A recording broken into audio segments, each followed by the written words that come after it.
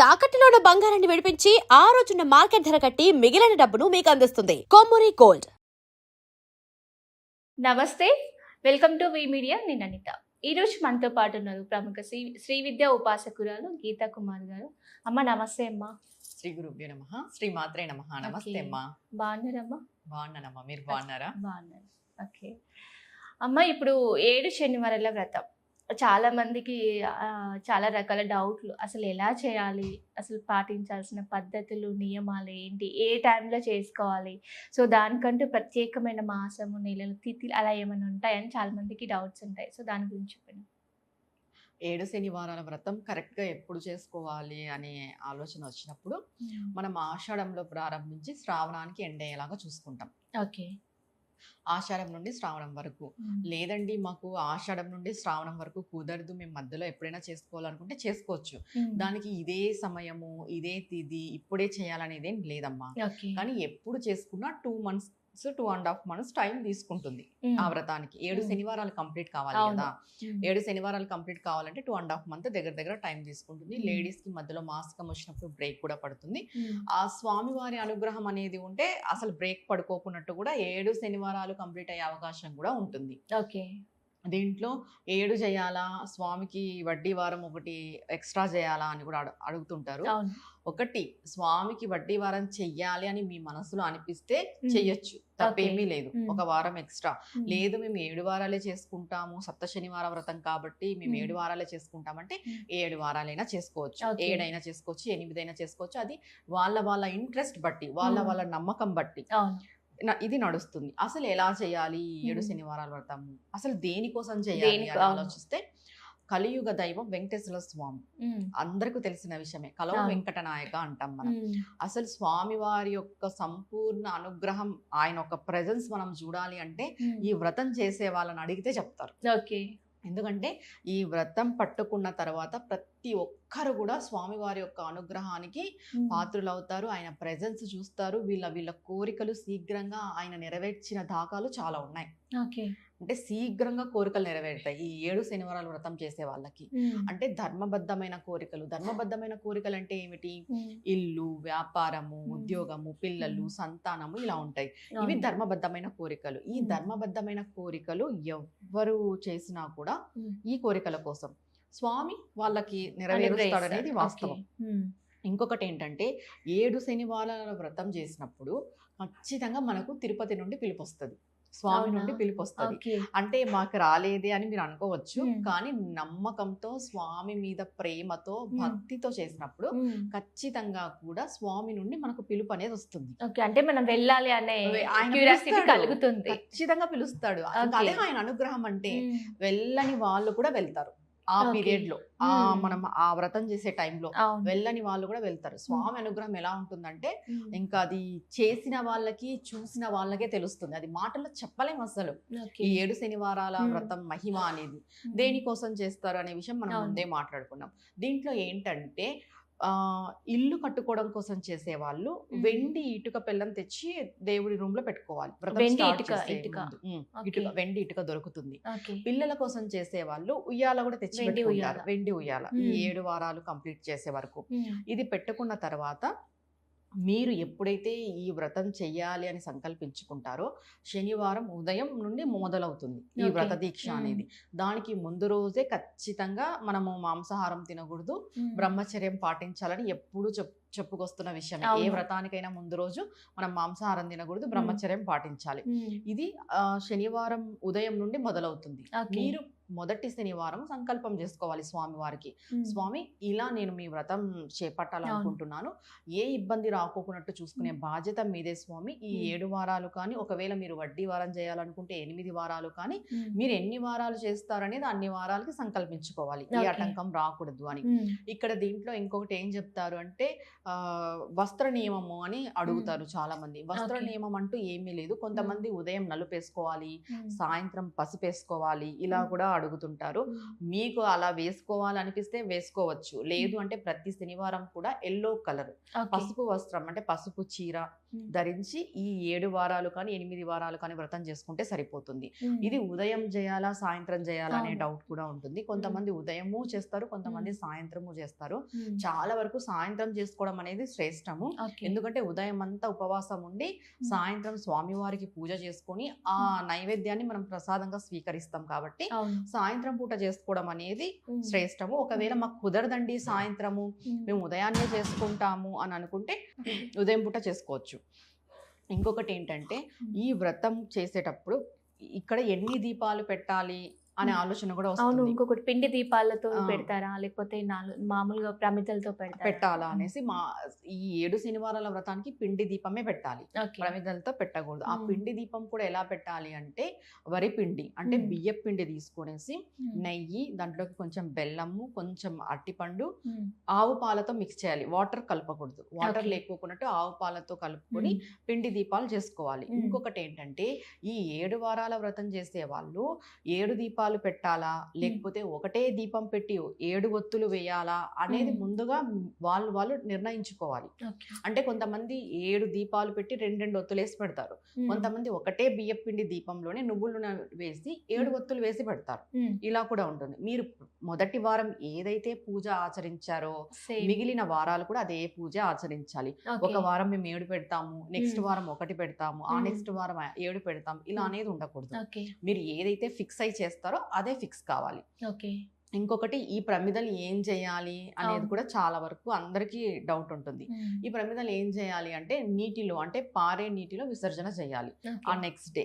దాంట్లో నైవేద్యంగా తింటారు అంటారు కదా. కొంతమంది తింటారు, కొంతమంది తినరు. ఈ దీపాలను మాత్రము పారే నీటిలో విసర్జన చేస్తారు. అవి చేసినప్పుడు ఆ పిండిని చేపలు గ్రహించడం ద్వారా మనకున్న ఆర్థిక పరిస్థితులు కొంచెం మెరుగుపడతాయి, ఆర్థిక ఇబ్బందులు తొలగుతాయి. ఎందుకంటే మామూలుగా మనకు ఆర్థిక ఇబ్బంది ఉన్నప్పుడు చేపలకి ఫుడ్ వేయడం ద్వారా కూడా మనం ఆ ఇబ్బంది నుండి విముక్తి పొందుతాము అంటారు. మీరు ప్రతి వారం ఈ పిండి దీపాలను నీళ్ళలో అవును. వేయడం ద్వారా, నదిలో వేయడం ద్వారా, చేపలు గ్రహించడం ద్వారా మీకున్న ఆర్థిక ఇబ్బందులు కూడా తొలగుతాయి. ఇప్పుడు ఎలా చేయాలి ఏంటి అనే విషయానికి వస్తే ఒక ఫోటో ఇంకోటి ఉంటుంది. అమ్మ, ఫోటోకు పెడతారా లేకపోతే విగ్రహం పెట్టుకుంటారా? ఏది బెస్ట్ అండి? అదే చెప్తున్నానమ్మా. ఇప్పుడు విగ్రహం ఉంటే విగ్రహంతో చేయండి, ఫోటో ఉంటే ఫోటోతో చేయండి. అసలు ఆ Okay. రెండూ లేవు మా దగ్గర అంటే గోడకి 3 నామాలు వేసైనా కూడా చేసుకోవచ్చు. అంతే simple గా. సింపుల్ గా. ఇంతకు ముందు పూర్వం ఈ ఫోటోలు అవన్నీ ఏం లేవు కలశం కదా. అట్లా ఏమైనా పెడుతుంటారు? దీనికి కలుషం ఆనవాయితీగా ఉన్న వాళ్ళు కలుషం పెట్టుకోవచ్చు. ఓకే. ఆనవాయితీగా లేని వాళ్ళు ఏం అవసరం లేదు. కలుషం అదంతా అయితే ఏది అవసరం లేదు. ఫోటో పెట్టుకుంటే ఒక పీట పెట్టేసుకొని దానిపైన రెడ్ కలర్ క్లాత్ వేసి బియ్యం కొన్ని పెట్టేసి ఫోటో పెట్టేసుకొని లేదా విగ్రహం పెట్టేసుకొని స్వామివారి ముందు ఈ 7 దీపాలు మనం అలంకరించుకొని స్వామివారికి తులసిమాల, నైవేద్యంగా వడపప్పు, పానకము ఇది కంపల్సరీ ప్రతి వారం పెట్టాలి. దీనిపైన పులిహోర, చింతపండు పులిహోర, నిమ్మకాయ అంటే మన ఇష్టం ఉన్న బెల్లం ఏదైనా అన్నం, పెట్టొచ్చు, ఏమైనా పెట్టుకోవచ్చు. ప్రసాదాలుగా. మెయిన్ ఏమి వడపప్పు, పానకం అనేది ఖచ్చితంగా పెట్టుకోవాలి. 7 వారాలు కూడా ఇది మెయిన్ గా పెట్టుకోవాలి. ఇంకా నియమాలు ఏమున్నాయి అంటే ఇక్కడ చాలా వరకు ఏం అడుగుతారు, 7 శనివారాలు నాన్ వెజ్ తినకూడదా అంటే తినకూడదు. 7 శనివారాలు నాన్ వెజ్ తినకూడదు. మరి దీంట్లో ఇంకొక డౌట్ ఇంట్లో ఏమొస్తుంది అంటే జనాలు- చేసే వాళ్ళే తినకూడదా లేకపోతే అందరూ అందరూ తినకూడదా? తినకూడదా అనే డౌట్ కూడా అవును. వస్తుంది. ఆల్మోస్ట్ అందరూ తినకపోతే చాలా మంచిది. ఓకే. ఇంకా లేదు మాకు అవకాశం అంటే చేసే వాళ్ళు మాత్రం తినకూడదు. తినకోకున్నట్టు చేస్తేనే చాలా మంచిది. ఎందుకంటే మీరు మీ కోరికను నెరవేర్చుకోవడానికి ఈ వ్రతం చేస్తున్నారు. స్వామి వారి పైన శ్రద్ధ, భక్తి, ప్రేమ అనేది ఉన్నప్పుడు మనం కూడా కొన్ని సాక్రిఫైస్ చేయాలి కదా మన ఇష్టాలు అన్నప్పుడు. ఇప్పుడు నీకు ఇల్లు కట్టుకోవాలని కోరుకుంటుంది, నువ్వు 7 వారాలు వ్రతం చేస్తావు. ఆ 7 వారాల కోసం నువ్వు నాన్ వెజ్ తినడం ఆపుకోలేవా? ఎందుకంటే నీది పెద్ద కోరిక కదా, నీ కోరిక నెరవేరాలనే కదా నువ్వు చేస్తున్నది. ఖచ్చితంగా నియమాలు అయితే ఖచ్చితంగా పాటించాలి చేసేవాళ్ళు. ఇంకా ఇంట్లో వాళ్ళు తినకపోతే మంచిది, లేదు అలా కుదరదు అంటే చేసేవాళ్ళు మాత్రం ఖచ్చితంగా నాన్ వెజ్ తినకూడదు ఈ Okay. 7 వారాలు కానీ ఈ 8 వారాలు కానీ. Hmm. ఇప్పుడు ఆ వెండి ఇటుకని కానీ ఇటుకని, ఆ అవును. వెండి ఉయ్యాలని కానీ ఏం చేయాలి అంటే ఈ 7 వారాలు అయిపోయిన తర్వాత మీకు తిరుమల నుండి పిలుపు వస్తే ఖచ్చితంగా వెళ్తారు, ఖచ్చితంగా వస్తుంది నాకు తెలిసినంత వరకు. ఒకవేళ లేదు అన్న మరి మీరు తిరుమలకి వెళ్ళినప్పుడు అది స్వామివారి ఉండిలో సమర్పించాలి. ఓకే, ఖచ్చితంగా వేయాల్సింది. ఖచ్చితంగా అంటే స్వామివారి వెండిది ఉండిలో కదా, మనమే సమర్పించాలి. ఉంచుకోవచ్చు అంటే. అలా ఏం లేదు. ఇప్పుడు లేదు. అది హుండీకి ఆ స్వామివారికి సమర్పించిన తర్వాతే మన కోరిక అనేది నెరవేరుతుంది. నెరవేరుతుంది. Okay. స్వామివారి ఇంకా అంటే అవును. అర్జీ పెట్టుకుంటాం కదా, Hmm. అప్పుడు మన అర్జీని స్వామి చూసి స్వామి సీలేస్తాడు వీళ్ళ కోరిక నెరవేర్చాలి ఇంకా అనేసి. Okay. అంటే ఆ బాధ్యత స్వామివారు స్వీకరిస్తారు అని అంటారు. ఓకే. ఈ 7 శనివారాల వ్రతం కోరిక మేరకే చేయాలంటే Hmm. ఏ కోరిక లేకోకున్నట్టు కేవలం స్వామివారి అనుగ్రహం కోసం కూడా చేయొచ్చు. ఓకే. ఇల్లు కట్టడం కోసమే, పెళ్లి Hmm. కావడం కోసమే, పిల్లలు కావడం కోసమే అనేది ఏం కాదు. Hmm. స్వామివారి అనుగ్రహం కోసం కూడా మనం చేయొచ్చు ఈ Okay. 7 శనివారాల Hmm. వ్రతము అనేది. అదే ఏమంటారు కదా, సుమంగలిగా ఉండడానికి కూడా చేస్తారంటారు కదా. అది సౌభాగ్యంగా ఉండడానికి Hmm. మనము స్వామివారి అనుగ్రహం కోసం చేసాము అని అంటే అన్నీ వచ్చు. అన్ని ఐశ్వర్యాలు స్వామివారు ప్రసాదిస్తాడు. ఓకే. కేవలం నువ్వు ఇంటి కోసం చేస్తే ఇల్లు దక్కుతుంది. Hmm. సంతానం అనేది అందరికీ అవసరం కాబట్టి Okay. కంపల్సరీ దానికోసం చేసుకోవాల్సిందే. Hmm. అంటే స్పెసిఫిక్ గా చేసుకోవాల్సిందే Hmm. దానికోసం అనేది. Hmm. ఈ 7 శనివారాల వ్రతం మేము చెయ్యలేము అనేవాళ్ళు, Hmm. అంటే దీనికి 7 శనివారాలు దీక్షగా ఉండాలి కదా, ఇవన్నీ ఉన్నాయి కదా అవును. నియమాలు అనేవాళ్ళు, Hmm. నెక్స్ట్ ఏం చేయాలి అని అంటే Hmm. ప్రతి శనివారం కూడా స్వామి వారికి పిండి దీపం పెట్టుకుంటూ రావాలి. ఓకే. అది ఎలా సేమ్ నేను చెప్పిన ఫార్మేషన్ లోనే పిండి దీపం పెట్టుకుంటూ రావాలి. ఆ Hmm. 7 ఒత్తులు వేయాలి, నువ్వుల నూనెతో వేసుకుంటూ రావాలి. దీనికి లైఫ్ లాంగ్ ఇంకా Hmm. ఇదేం వ్రతం లాగా కాదు, Okay. శనివారం మాత్రమే Hmm. పిండి దీపం పెట్టుకుంటూ రావడమే. ఇలా Hmm. చేయడం ద్వారా కూడా మనకు ఈ గ్రహ దోషాలన్నీ పోవడము, ఇంట్లో ఏవైనా చికాకులున్నా తొలగిపోవడం, ఇలాంటివన్నీ జరుగుతాయి. ఓకే. ఈ 7 శనివారాల వ్రతంలోనే పిండి దీపాలు పెట్టాలా అనేది Hmm. నియమం కాదు. ఓకే. జనరల్ గా వెంకటేశ్వర స్వామి ఇంటి దేవుడుగా ఉంటారు. ప్రతి ఒక్కరు ఈ శనివారం నియమం పాటిస్తూ ఉంటారు. Hmm. ప్రతి శనివారం కూడా ఈ పిండి దీపం పెట్టడం ద్వారా మనం స్వామివారి యొక్క అనుగ్రహానికి పాత్రులు అవుతాము. ఓకే. అమ్మ, ఇప్పుడు మనం పూజ చేసిన తర్వాత తాంబూలం అట్లా పసుపు బొట్టు ఇస్తుంటాం, అట్లా ఇవ్వచ్చా ఈ వ్రతం చేసిన తర్వాత? లేదంటే ప్రతి వారం ఇవ్వాలా, లేకపోతే లాస్ట్ చివరి వారంలో ఇస్తే మంచిగా? అంటే కొంతమంది ఎలా చేస్తారంటే ప్రతి వారము కూడా ఎవరినైనా పిలిచి భోజనం పెట్టి తాంబూలం ఇవ్వడము చేసుకుంటారు. చివరి వారం కొంతమంది చేసుకుంటారు. అది వాళ్ళ శక్తి కొద్ది అమ్మ. ఇప్పుడు మనం ఇలా చెప్పాము ఖచ్చితంగా మీరు భోజనం పెట్టాలి, తాంబూలం ఇవ్వాలి అంటే కొందరు పెట్టే స్తోమతలో ఉంటారు, కొందరు పెట్టని స్తోమతలో ఉంటారు. కొంతమందికి పెట్టే స్తోమత ఉన్నా కూడా వీలు పడదు అన్ని చేసుకోవడానికి. మనం ఇవన్నీ కూడా ఆలోచించి మనం చెప్పాల్సి ఉంటుంది కాబట్టి మీకు కుదిరితే తాంబూలం ఇవ్వండి ఒకరికి. కుదరలేదా లాస్ట్ రోజు 7వ శనివారం కానీ, మీరు ఒకవేళ వడ్డీ శనివారం చేసేలాగుంటే 8వ శనివారం కానీ పిలిచి తాంబూలం ఇవ్వచ్చు. ఖచ్చితంగా లాస్ట్ శనివారం అన్న తాంబూలం ఇస్తే మంచిది. ఇంకా భోజనం పెట్టడం అనేది వాళ్ళ ఆర్థిక స్థితిని బట్టి ఉంటుంది. ఓకే. ఇప్పుడు లాస్ట్ శనివారం అయిన తర్వాత స్వామి వారికి ముడుపు కడతారు కదా, సో అది ఎలాగా, ఏంటి ప్రాసెస్? అంటే ఈ 7 శనివారాల వ్రతంలో కొంతమంది మొదటి వారమే కడతారు ముడుపు అనేది. అంటే స్వామి మేము తిరుమలకు వచ్చి ముడుపు సమర్పించుకుంటాము అని. కొంతమంది లాస్ట్ వారం కట్టేసి ఈ లోపు మేము తిరుమలకి వెళ్తాము అనుకుంటే కడతారు. ఇంకొకటి, ముడుపు కట్టే ముందు ఆలోచించాల్సిన విషయం ఏమంటే, ఎవరైతే ఈ శనివారాల వ్రతం పక్కన పెట్టేసి ముడుపు కడతారో, అంటే ఈ శనివారాల వ్రతంలోనూ ముడుపు కట్టచ్చు, నార్మల్ గా కూడా ముడుపు కడుతుంటారు. ముడుపు కట్టినప్పుడు ఖచ్చితంగా నాన్ వెజ్ అనేది తినకూడదు ఆ ముడుపు ఇంట్లో ఉన్నంత వరకు. ఇది చాలా వరకు తెలీదు. మనం ముడుపు కట్టి ఇంట్లో పెట్టేస్తాము, రెగ్యులర్ గా మన పనులు మనం చేసుకుంటుంటాము. అట్లా కాదు, ఒక్కసారి మనం ఇంట్లో ముడుపు కట్టినాము, ఇంట్లో స్వామి వారికి సంబంధించిన, అంటే వెంకటేశ్వర స్వామి అనే కాదు ఏ దేవతామూర్తికి సంబంధించిన ముడుపు ఇంట్లో అయినా కూడా నాన్ వెజ్ అనేది తినకూడదు. సో దీన్ని బట్టి ఒక చివరి వారం కట్టుకుంటే ఇంకా మంచిది అంటారు, ఎందుకంటే చెప్పలేము సమ్ సిచ్యువేషన్స్ లో తినొచ్చు నాన్ వెజ్. అంటే 7 శనివారాల వ్రతం చేసేటోళ్ళ వాళ్ళైతే కట్టుకోవచ్చు, ఎందుకంటే 7 శనివారాలు తినరు కాబట్టి ఇబ్బంది ఏం లేదు. అది ఎంత జల్దీ వీలైతే అంత జల్దీ స్వామివారికి అప్పజెప్పేయాలనే బాధ్యత కూడా వీళ్ళకు ఉండాలి. కంపల్సరీ త్వరగా స్వామివారికి అప్పజెప్పాలి. అంటే ఇంతకు ముందు ఇలా ముడుపు కట్టే వాళ్ళు లేరు, జస్ట్ స్వామివారికి హుండీ పెట్టేవాళ్ళు. ఆ హుండీలో డబ్బులు వేసేటోళ్ళు, ఆ వాటిని దారి ఖర్చులుగా వాడుకుంటూ స్వామివారి దగ్గరికి వెళ్ళి స్వామివారిని చూసుకుని వచ్చేటోళ్ళు. ఇప్పుడు సపరేట్ మనం కోరిక మేరకు ముడుపు అనేది కడుతున్నాం. ఇలా కోరిక మేరకు ముడుపు అనేది కట్టినప్పుడు ఖచ్చితంగా నియమాలు అనేటివి పాటించాలి. అసలు ముడుపు ఎలా కడతారు? ముడుపు ఎలా కడతారు అని అంటే ఇప్పుడు వెంకటేశ్వర స్వామి విషయమే మనం మాట్లాడుతున్నాం కాబట్టి ఒక వైట్ కలర్ క్లాత్ తీసుకుంటాం. క్లాత్ తీసేసుకొని దాన్ని పసుపు నీళ్ళలో ముంచాలి. పసుపు అంతా దానికి తగిలేలాగా పసుపు వాటర్ లో బాగా, లేదు అని అంటే పసుపు బాగా వాటర్ వేసి కలిపేసి మొత్తం రాయాలి ఆ క్లాత్ అంతా. రాసిన తర్వాత దాంట్లో కొంచెం పసుపు, కుంకుమ, అక్షంతులు మీకు ఎంత వీలైతే అంత 11 రూపాయల, 101 రూపాయ, 1001 రూపాయ, 21 రూపాయ, 51 రూపాయ, లేదు మేము 1 రూపాయతో అయినా కట్టొచ్చు అంటే అది మన మనసుకు సంబంధించిన సంఖ్య మనం తీసుకుంటాం.